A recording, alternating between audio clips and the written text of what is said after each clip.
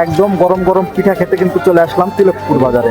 আজকের এই ব্লগে আমরা ঘুরে দেখব আক্কেলপুর উপজেলার তিলকপুর বাজারে স্বাধীনতা মঞ্চের পাশে শীতের পিঠার রমরমা ব্যবসা, সেই সাথে স্টেশনের পাশের টাটকা সবজির বাজার।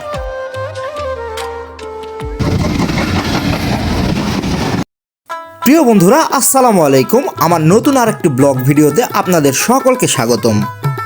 আজ আমি চলে এসেছি আক্কেলপুর উপজেলার তিলকপুর বাজারে। তিলকপুর স্বাধীনতা মঞ্চের পাশ দিয়ে হাঁটলেই চোখে পড়বে একের পর এক পিঠার দোকান। চুলার উপর ধোঁয়া উঠছে, গরম গরম পিঠার ঘ্রাণে মনটা একদম ভরে যাবে। এখানে আসলেই পাবেন চিতই পিঠা, নরম নরম তুলতুলে ভাপা পিঠা, খেজুরের গুড় আর নারিকেলের মিষ্টি স্বাদ। আরও আছে পাটিসাপটা, দুধপুলি, তেল পিঠা, নাম না জানা আরও কত না পিঠা। বিকেল হলেই রেল লাইনের পাশে জমে ওঠে টাটকা সবজির বাজার। চারপাশে সাজানো থাকে টাটকা সবজি, লাউ, ফুলকপি, বাঁধাকপি, আরও নানা রকম। কি শাক? বটার শাক ভাই। বইতা শাক। পিঠা বানানোর দৃশ্যটাই আলাদা আনন্দের। হাতের ছোঁয়ায় চালের গুঁড়া, মাটির চুলার আগুন আর অভিজ্ঞ নারীদের নিপুণ হাতের কাজ, সব মিলিয়ে যেন এক জীবন্ত গ্রাম বাংলার ছবি। গরম গরম পিঠা খেতে মজা, হেভি ব্যাপার। পিঠার দোকানে এসেছি আর পিঠা না খেলে কি হয়, তাই তো এই চাচিকে বললাম পিঠা তৈরি করে দিতে।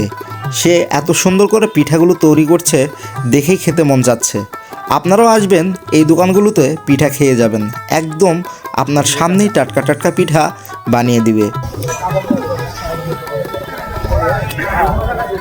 একদম গরম গরম পিঠা খেতে কিন্তু চলে আসলাম তিলকপুর বাজারে। আর ভাই কিন্তু খাচ্ছে, ওই পিঠার নাম কি?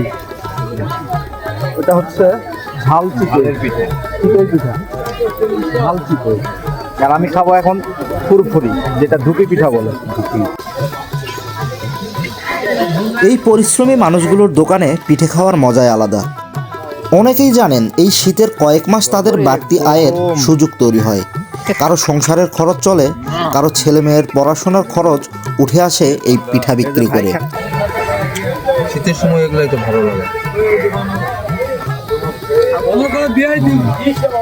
ভালো। পিঠার দোকানের পাশেই হঠাৎ করে চোখে পড়ল এক ভিন্ন দৃশ্য। একটা ছোট্ট চপের দোকান, কিন্তু দোকানের সামনে ভিড় লেগেই আছে। আর সবচাইতে মজার আর অবাক করা বিষয়, চপগুলো ভাজা হচ্ছে ফুটন্ত তেলে, আর দোকানি হাত দিয়েই সেই চপ নাড়াচাড়া করছে।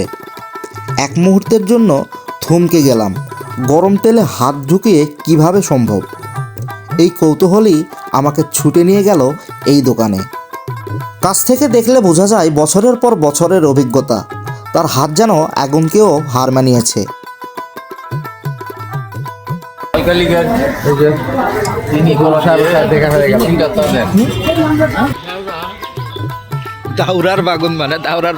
বাজারে এসে এত সুন্দর সুন্দর সবজি দেখে লোভ সামলাতে পারলাম না, তাই বাড়ির জন্য কিছু সবজি কিনে নিলাম আর এই দোকানের সাথে একটু মজা করছিলাম। প্রচুর ঠান্ডা ভাই। প্রচুর ঠান্ডা না? অসুখ খুব। মানুষের অসুখ হলে কি হবে? কষ্ট খুব।